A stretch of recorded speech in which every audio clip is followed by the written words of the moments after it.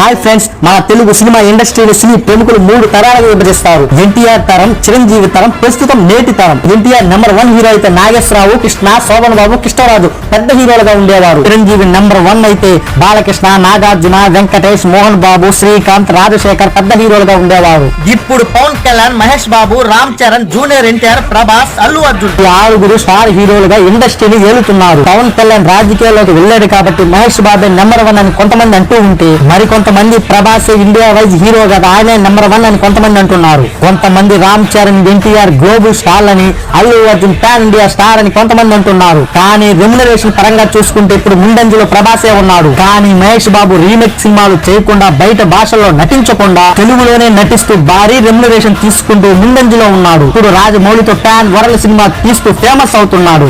ఏ hero స్థాయి ఆ hero ఉన్నప్పటికీ మిగతా హీరోల ఫ్యాన్స్ మహేష్ బాబుని నెంబర్ 1 గా ఒప్పుకుంటారో లేదో చూడాలి.